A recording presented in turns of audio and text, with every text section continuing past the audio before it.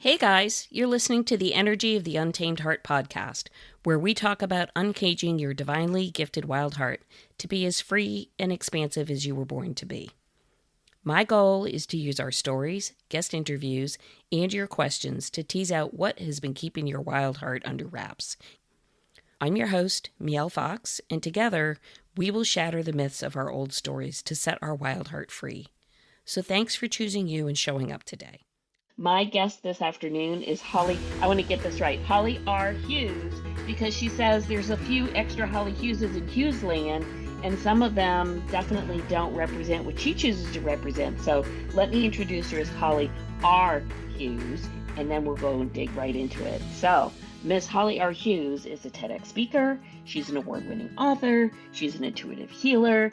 She's a spiritual badass, and she has a tagline that's just too good for me to screw up, so I'm not even going to try. I'm just going to bring her on, and she's going to give you her tagline because it is so spot on. This is where we're going to dig. This is where we're going to start, and we're just going to have this great convo. It's going to be cool. So welcome to the show, Holly R Hughes of Hughesville. Come on. Excellent. I love that. Now we can just call me Holly or whatever else. All But right. yeah, I just liked at the beginning. I mean, I don't even know my own tagline by heart, but really, I have this thing about perfectionism. And everyone who comes to me who is a control freak and says, I need more balance in my life. And life isn't about balance, it's about rhythm. Because sometimes we need to pay attention to a specific aspect, a person, or what's going on in our world. And it just deserves more attention. And that thing can just be you, whoever's listening. You might need and deserve the attention right now. And so, what if you hug it all? Take it, take it, take it, take it. What if you decide to take care of your child or someone in your family? What if you decide that, oh my God, that person is an utter energy vampire and I'm going to give them no more? There's no balancing that. It's just a choice and it's rhythm. Some people come and some people go. And I'm a dancer. And even though I should have good balance, I have terrible balance, but you get me dancing and I've got rhythm. So, that's where it starts.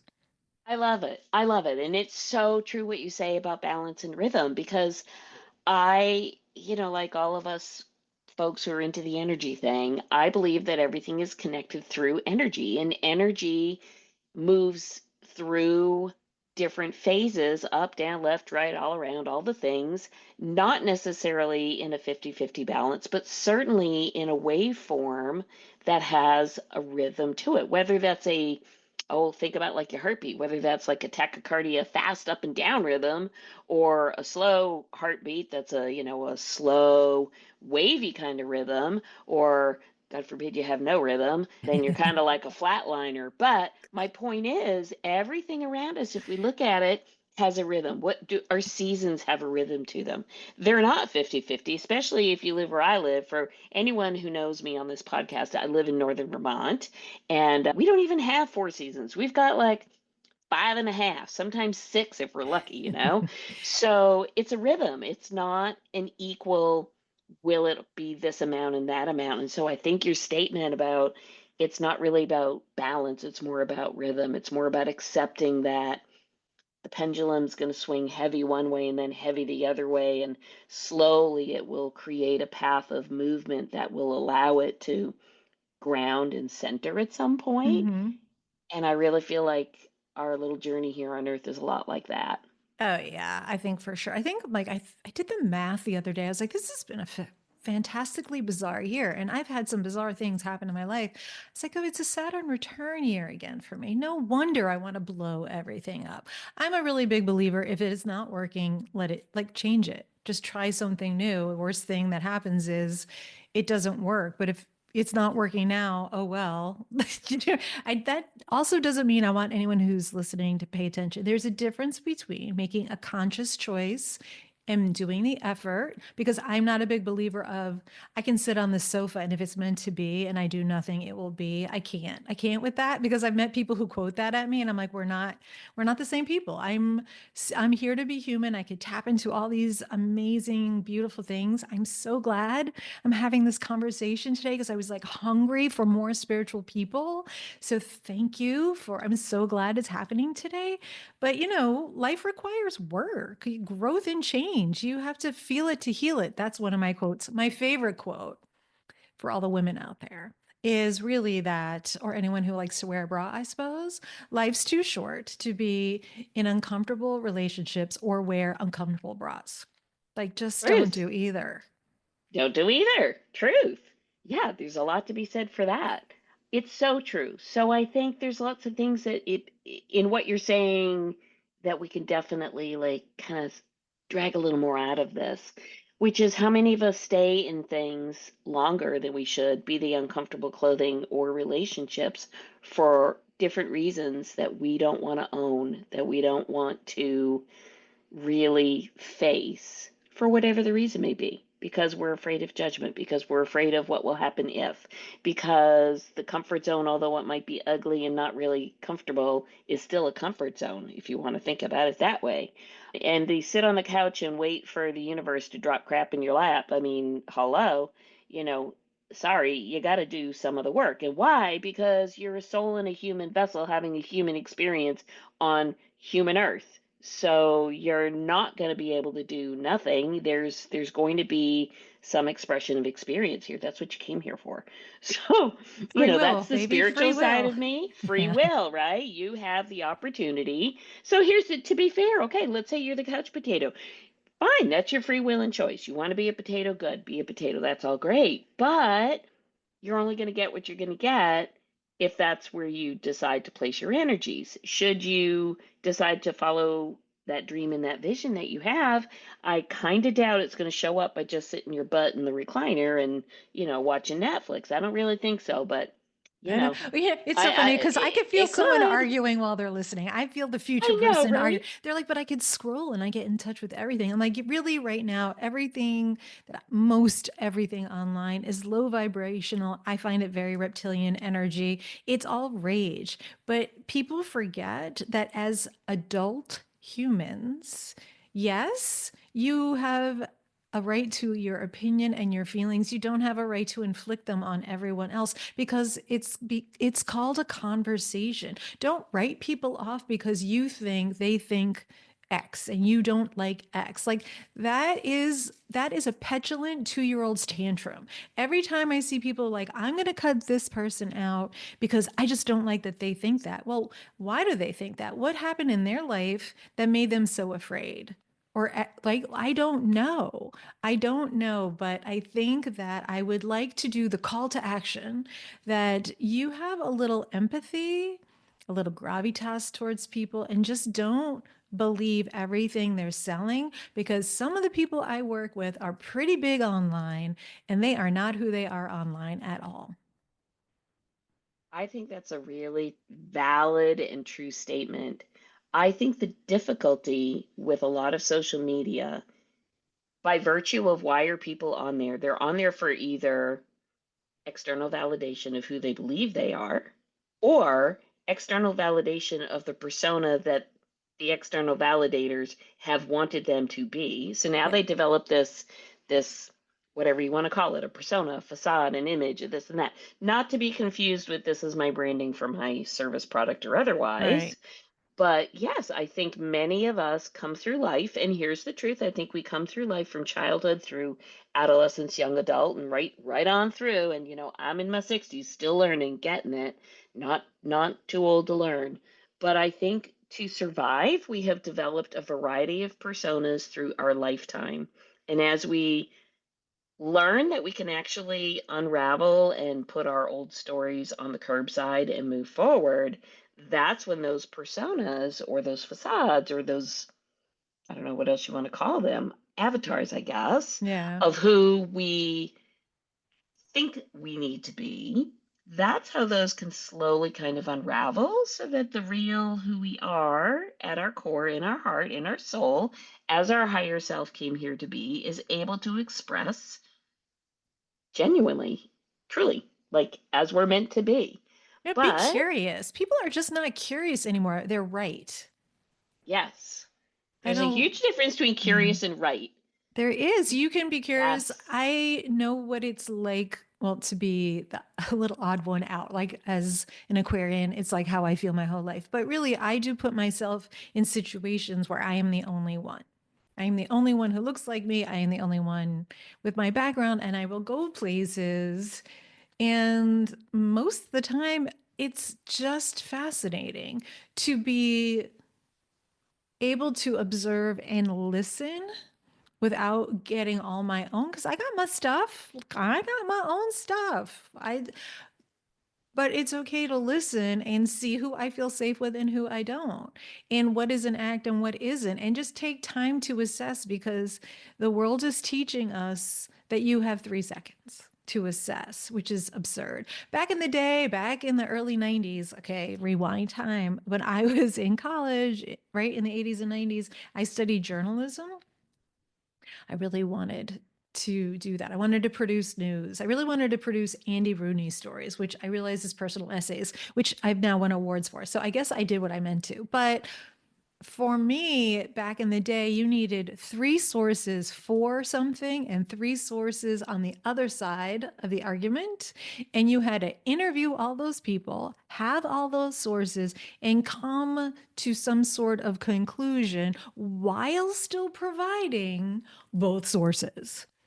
And nowadays it's like, no, no, no, it's this, it's this. And so I feel like people are just missing out. And if you start tracking and your computer or your phone just starts giving you what you think you need, right? Because this is what you think, then you're just going to be reaffirmed. And that is low vibration. That, according to Kabbalah, is Satan. That is super negativity, because you're not giving yourself the benefit of trying or experiencing or learning as an adult a little more. And it's okay if it's uncomfortable, and it's okay if you don't agree. If you're frightened for your safety, then leave. Like, please don't be a nutter that way. But I would like to challenge people, just like I like to challenge you to slow down and turn your phone off an hour before you go to bed and don't use it as your alarm clock. Woo, I get pushback on that, but it works.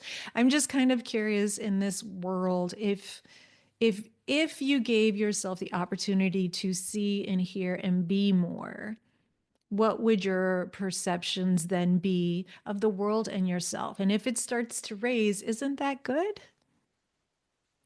One would think. So it's so funny because you just described so many of the verbal adages that we say, things like, well, it's okay to, we can agree to disagree. Mm-hmm. Okay, that's an ongoing. I actually say this with my partner who I've known decades, and over the decades, the way our conversations have absolutely evolved. Early on, I I am not an Aquarius, I'm a Taurus, and when I set my feet to something, Ooh. I'm like, not backing down. Are you like And May Taurus, beginning of May? Now I'm I'm a curious. May, yeah, I'm a May Yeah. Taurus, beginning of May Taurus. And it's just so funny because I have really become, shall I say, a softer, kinder version of myself. Although there are many people, especially probably my friends who are listening, going to listen to this podcast, are probably like, no, she's not. But I am, I really am. And part of that has come around where I can embrace and accept that it's fine. We can agree to disagree, but we can have a conversation.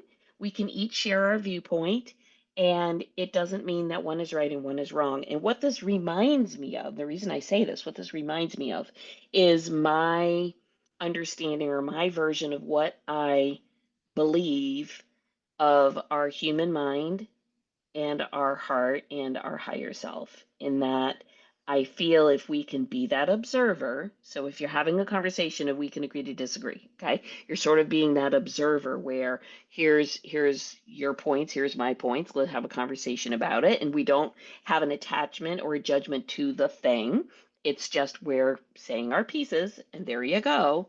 I think that capacity of not holding the judgment to the statement and being as unconditional as one can be is a little bit like, how do we understand the difference between our mind, our ego, kind of talking trash to keep us quote unquote safe, versus our heart slash soul speak, which is working in our highest good? And how do we know the difference? And to me, the how do you start to teach yourself the difference is the awareness of, oh, I'm not actually my mind. I can be observing what's my mind telling me, what's my mind saying, what's my heart and soul saying. I can actually be like, the little bird in the sky looking down and determine like, oh, is it this or is it that, without the attachment to what does it mean? What does it have to do with anything?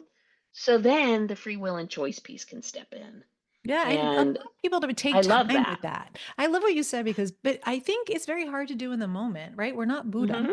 right? So if you were had, let's say you had an encounter with someone and you disagree politically, right? Or because that seems to be the hottest button, right? Or you just disagree. I love the color red, and that is just not your color, right? Let's make it silly. And in the moment, how I describe why I like it, you find insulting, and you're so busy because you are right in your rightness. Take a breath and just be like, what triggered me? When wasn't I heard? Why wasn't I heard? And why do I need to be heard so much right now? Do I want to be seen as correct and as a good person? Do I want to fight an injustice? Am I fully aware of the injustice? Like, I think for me right now, like, even the image that I have in my mind as we're speaking are these tendrils which are manipulating us, right? So we might be talking about the color red. The people funding the color red have a whole other agenda. They don't want you to see purple or green. They don't want you to go to your higher self. They want you to stay here so they could pull the strings there. A lot of that, as crazy as it sounds, and trust me, I know it sounds kind of conspiracy. I believe it's happening because I see strings on people. Like I see them. And so I'm finding it frustrating to encounter people, even clients who come in expecting me to fix 5 years of trauma in an hour, which I hate to tell you people, I'm not that good. I mean, I'm damn good, but I'm not that good. I'm not miraculous, right? I don't have that, nor do I want that. I'm too snarky. But they're right. And even though they came for help, they're telling me how the help has to be. And until I find a way in to create the safety to get to the truth, and that's when the magic happens. But we all can take charge of that for ourselves without pushing and hurting others. Absolutely. Absolutely. And there's so many things here that I think the listeners would really benefit from in this conversation. And one of them is I think everybody will benefit by not trying to be an island. If you are on the self growth, self transformation, want to kind of clear through my old baggage thing, yeah, get some help, get some assistance, whatever that, however that speaks to you. You know, does it need to be a particular kind of coach or a particular kind of modality? I can't answer that for everybody. All I'm saying is that is absolutely helpful, but it is not the quick fix band-aid of I'm going to pay somebody whatever the amount of money is for a couple hours of Zoom and some pamphlet and whatever the thing is that's being marketed and sold in the moment, and that's the fix. That person that you hire, whether it's you, me, the guy down the street, whatever, it doesn't matter. That person is not fixing you. That person is serving as almost a mirror to you with a little bit more information, education about a how to or sharing a different potential viewpoint to allow you as the client to do your own fixing. Nobody's fixing you, Mm-hmm. but why do we hire people as our mentors, as our coaches? Because typically, nobody's so amazingly self-evolved that they don't have work to do. Sorry. If you were that self-evolved, you wouldn't need to be on earth. You'd be done with your little time here and bye-bye. So everybody's still in the journey. Everybody's still working through something. Everybody can learn something every day, but we hire these coaches and mentors and whatever therapists, whatever you want to do because they have walked your path most likely just a couple steps ahead of you. And so, therefore, they kind of get it and can say, look, I'm not here to fix you, but guess what? I can help walk part of your journey with you for a window of time until you're able to walk more of your journey without me. And Absolutely. and what's your very best hope for your clients? And I'm sure I'm going to offend some coaches out there, and hopefully I won't offend you with it. If for me, I want my clients to outgrow me. Mm. I want my clients to say, "Hey man, what you shared and offered to me was really critical at the time that I needed it, But now I am prepared to, up level to whatever else I need. So a lot of these, I will say, there are coaching programs where they string you along, string you along, string you along, like almost, it's not quite this, but it's almost like we're going to help you to a certain point, but we don't want you to get Oh, I am with so you. grown, so evolved, so healed, so transformed that you don't need us anymore because, oh my, we want you to go into our long-term plan or whatever the thing Yeah. is. And My favorite is when they use what they learn about you against you. If you have ever encountered a healer or a coach who's like, I know your weakness is potato chips, and I know we haven't quite figured out the potato chip, but there's a potato chip outside the door, and you can't walk past the potato chip without me. Those people just run, right. run. Right. So I think, my message for listeners is yes, get the assistance that you feel that you need, but understand it's not the magic bullet. Understand you're the magic bullet. You, the Mm. client, are the magic bullet because everything you need is actually already in you. But sometimes it's a little clogged up in there.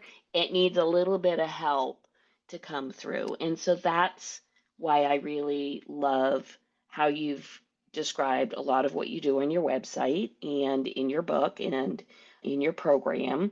And if you wouldn't mind just sharing a little bit about how that is, how you set it up in a way that facilitates your client working through what they need to work through and not feeling like you're the crutch for them. 100%. I really want the people who choose me to like work together. I want to empower you. I want you to trust your instincts. I want you to trust what your body's been telling you that caused that illness or that pain, all that ache. I want you to be able to do more than identify, right? Some people spend a lot of time on the what. What is it? What is it? What is it? I go way beyond that at a pace that works for you because I don't have an agenda for your healing. I just want to help you. So for me, my program, my Real Not Perfect program, really starts off so gently. Just so gentle because I want you to get used to me. I want to make sure we're a fit because if we're not a fit, I'm not going to drag you along. That's ridiculous. That's not good for anybody. And I want you to feel safe and I want you to feel comfortable in really excavating because part of my program is my first thing I ask of you is to get honest. And that's really hard for a lot of people. And because I am clairvoyant and empath and all those fun other things, I know when you're lying, right? So I know I can tell when you're not Knowing you ready. lying. I know You're you're so lying. funny. I know you're So lying. then I have to find out why you are. And if you're aware that you are, and maybe That's the a huge truth, piece. yeah, and if the truth is just too much yet, so we could take it at that pace and go faster in other times. I really like asking people to define themselves as they are now because like I'll give you an example. When I work with especially women going through divorce, I like to explain to them that you're not who you were when you met your partner. You're not who you were in the marriage. And then you're not who you were to survive the marriage when you already knew you wanted to go.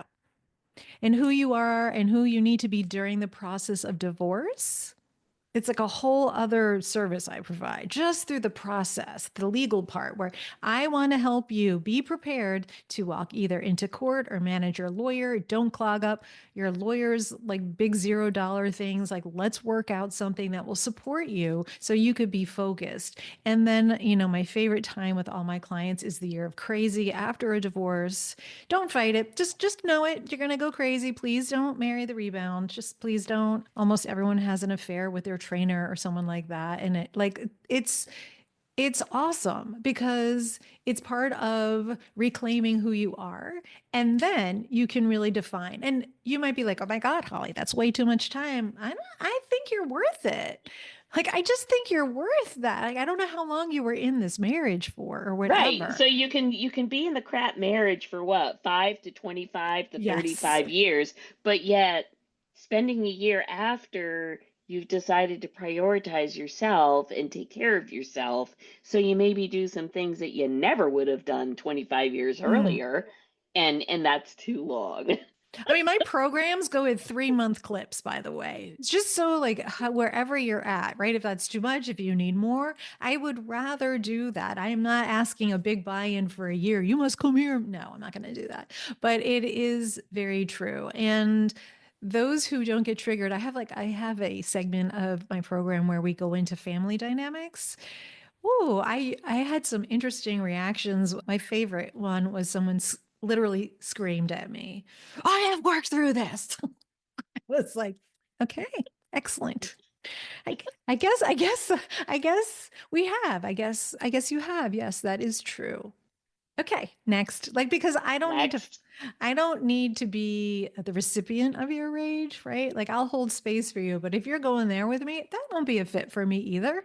Right? Like I'm here to help you process it, but I am not going to be the victim of it. Right. Yeah, so Yeah. it's Yeah. fascinating. It's really fascinating.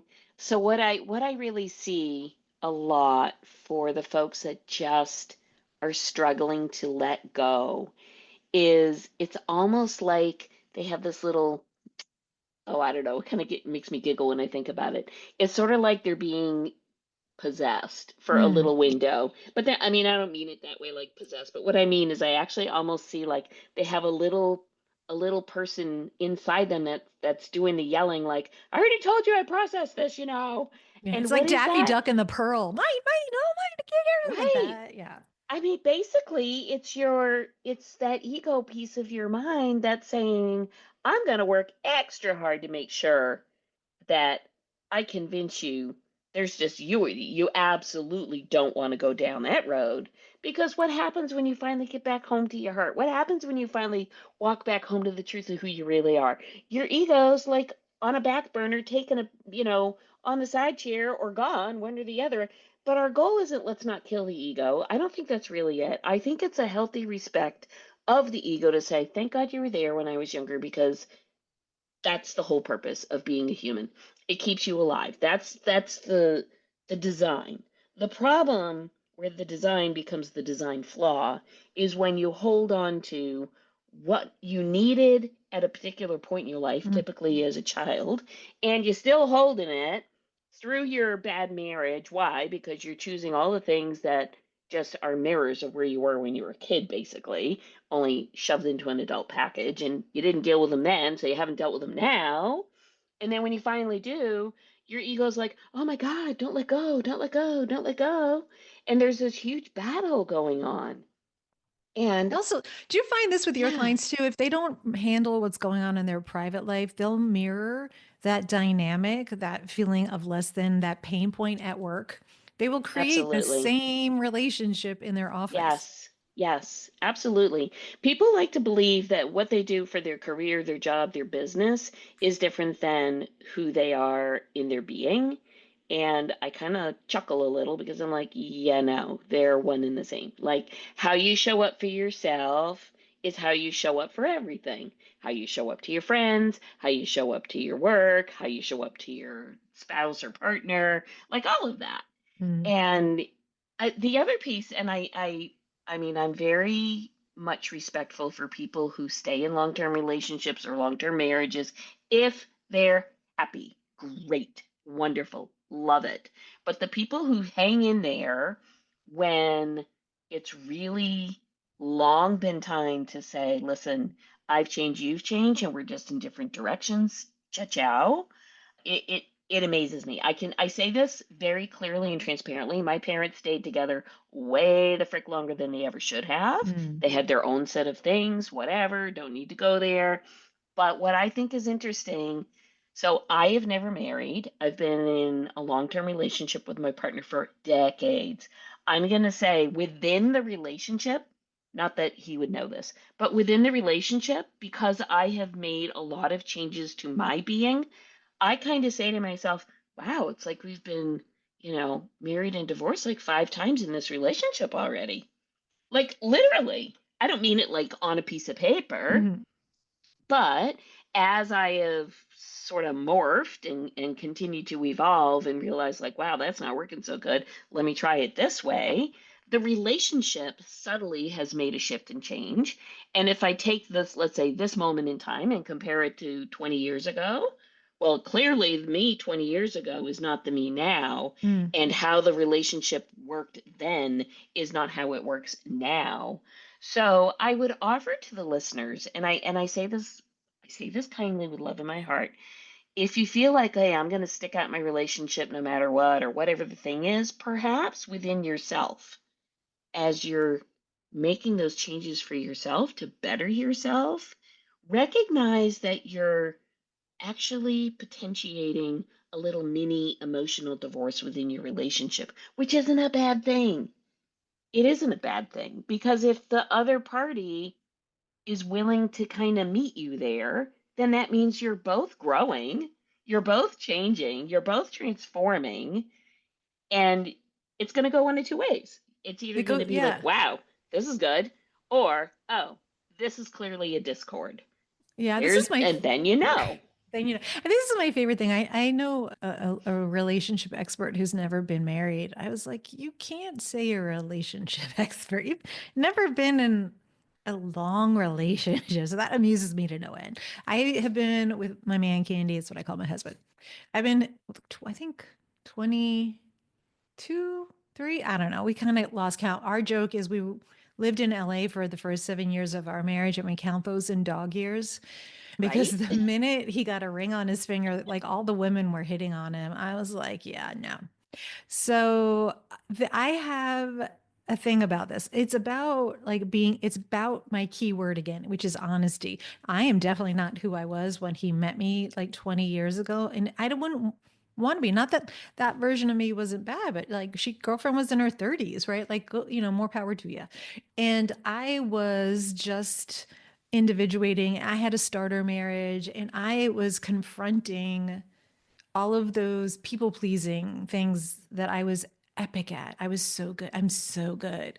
So I love reforming people pleasers if they're ready, which is always very uncomfortable because I'm asking you to shift your identity and what your worth is defined by. Ooh, that's a fun one. You'll have to give me that clip. That came out really good. So, like, I think for me, like, who I was, or my husband and I, as we've aged, our interests are not always the same. I am not threatened. Like, you want to go play tennis 12 hours? Go. Like, go be happy. Like, I don't care. I'll be at my K-pop dance class over here, and I don't want you there either. I think it's really important to remember as we age and we do things, it's really good to do things that recharge you. You don't have to share that with your partner. You can come back and talk about it until they don't want to hear about it anymore. I don't even watch TV in English. Like I am like Korea and Korean shows and Asian culture got me through COVID since we were locked down and I knew nothing about it. A show popped up on Netflix after being like a BBC girl forever. They're like, we think you would like this because you like historical fiction. Damn straight, Netflix had it right. And then I had many books to read and history to learn and things I didn't know. And I realized how ignorant I was about so much.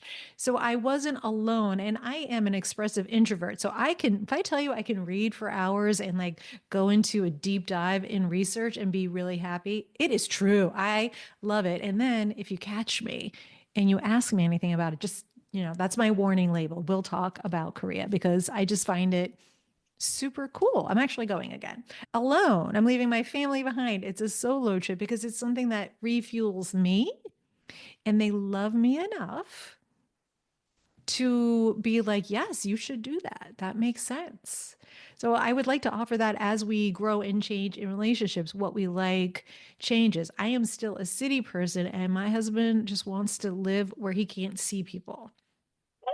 That's where I live. Yeah, you're in his heaven. I do have a horse farm across the street with a I donkey in am the a manger. horse farm. So So I funny. am surrounded. I was like, babe, we're old and it's a 2-lane road with no lights. I just don't know how I'm getting here, like in a few years, right? I'm scared. But my compromise, our many years conversation at this point, and it's many years we've been having it because I'm trying to get him ready, is I will need to go to cities like once a quarter.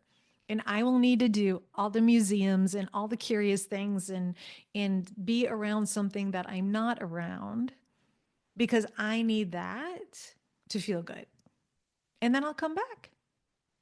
Yeah, it's But perfect. please, please give me all the museums and all the books and all the people I don't know and all the chatter and all the noise because even though it overwhelms me, I like it. But I think the essence of what you're saying is you need to know yourself well enough to know. If you Mm. know what I'm saying. And granted, there's a big piece of this that's actually just the way that you're coded here, the way you come here to Earth to be in your body. I mean, you picked you for a reason, but that's another podcast for another day. But Ooh, I anyway, like that one. yeah, yeah. So my geeky side is I do advanced numerology as well, Mm. and I'm very much about how people are coded and come to Earth, and everything they think is like a problem. I'm like, no, no, no, you don't understand. This is you're coded very specifically for a very good reason. Granted, you can change it on any old which way it wants to express through your free will and choice, but it is what it is, what it is. Your blueprint is your blueprint is your blueprint. There you go. So I love that. I yeah, actually think yeah, I had a it's really interesting. conversation with God before I was born. We were like having a martini and a cigarette. No, I don't smoke. Just go with it, people. Don't be so literal. So I'm sitting there Right? with my little cocktail and my cigarette. I'm like, okay, God. So this time, wait, no, I got it. I know I've been through all this other crap, but like this time, I want to finish up karma, blah, blah, blah, blah, people.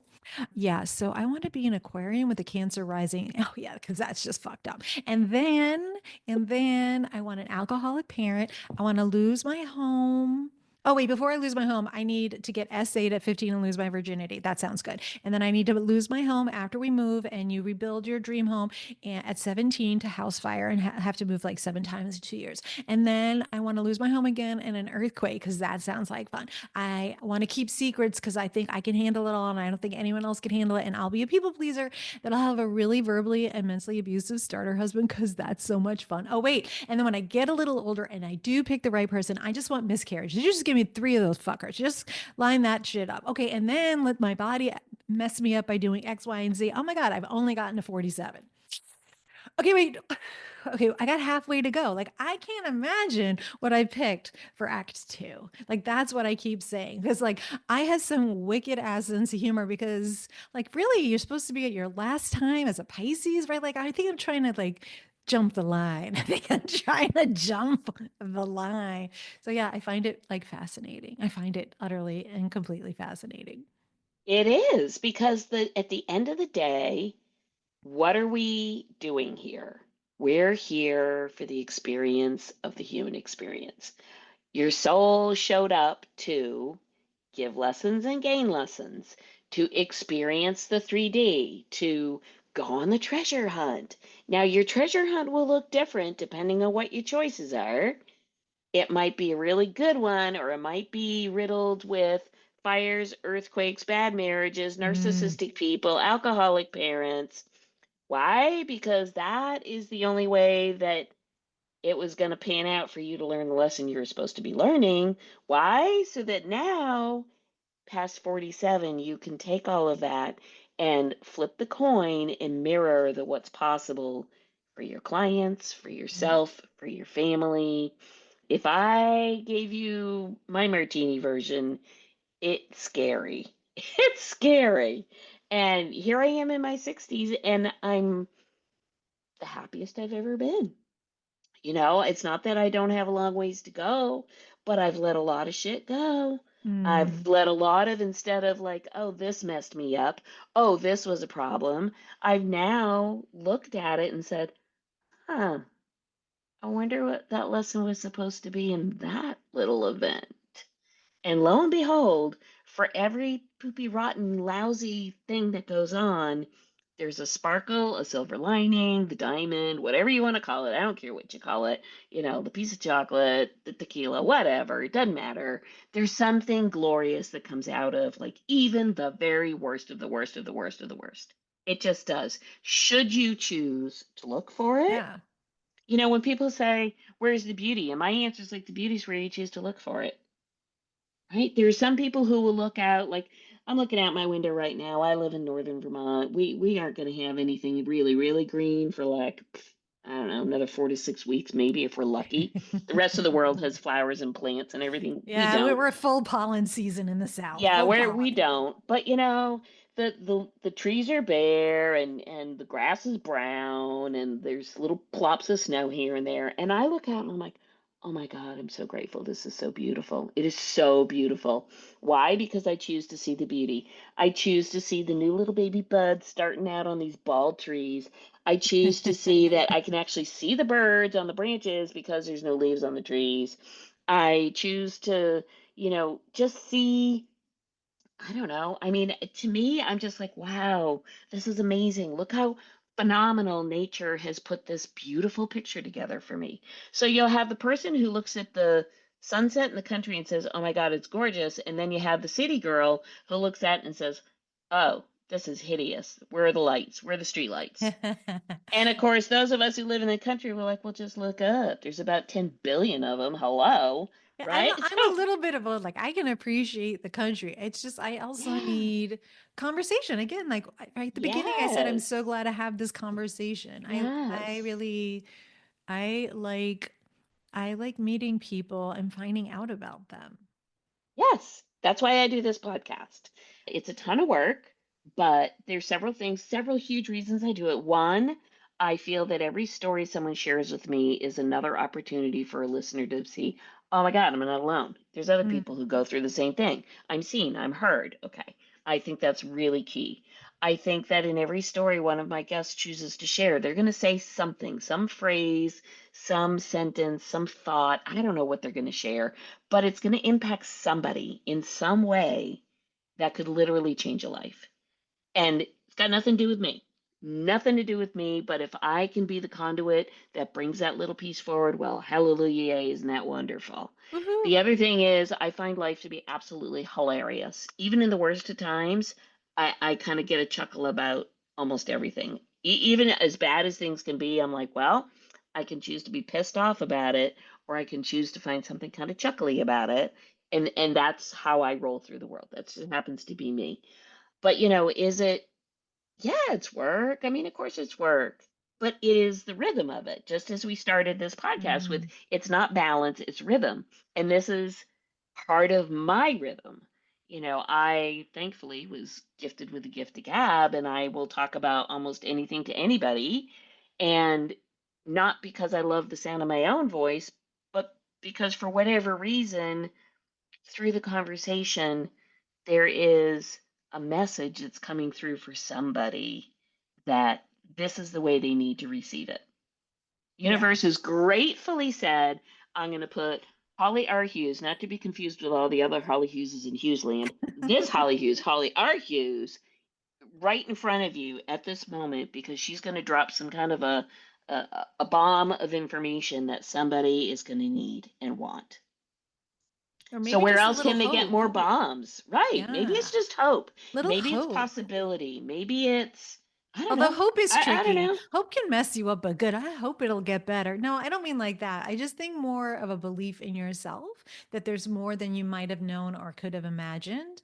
And perhaps our conversation is what will spark that light within you. Yes. Yeah.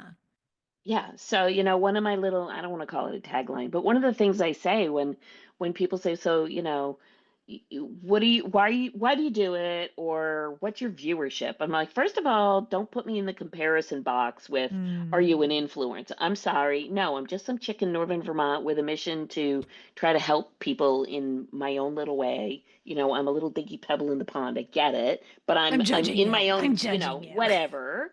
But one of my little things is listen, I may not shift 8 billion people in one word, but you damn straight I'm going to try to shift one heart at a time. Mm. One heart at a time. And Yeah. then that person's going to help someone who's going to help someone who's going to help someone, and that's good enough for me. I'm like, "Okay, thank you universe. I think I'm doing all right. Thank you so much." And by the way, I'm also a Cancer rising, just so you know. Are you? Ooh, So, what's your moon in? oh geez, I don't know. I'd have to look it up. Yeah, I my just moon's know I'm a Taurus Cancer rising, something something Pisces. Oh my I God, don't because my know. moon's in Pisces. So, like, as an Aquarian, Aquarians are detached emotionally, but I'm all emotion Cancer and all emotion with my moon in Pisces. And my entire chart is in opposition between work and home.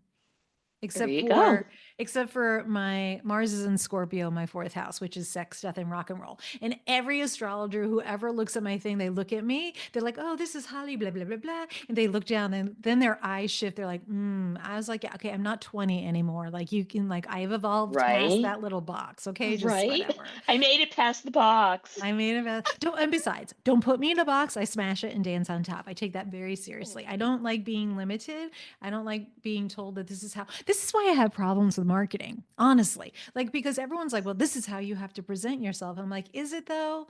Because It that's just a isn't. bunch of crap and that doesn't work for me. So, oh my God, I have this Oh, very neglected. Oh, you asked.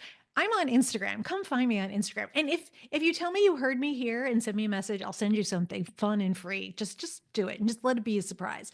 I've decided recently that I was like, I had this long ignored YouTube channel and I keep trying to record videos. I cannot just stare at a camera and talk. I am not me. I'm like, you all can't see me. I am exceedingly emotive. My face moves. I have no Botox. My hands flail around when I was practicing for my TEDx talk because you have to appear as a TEDx person.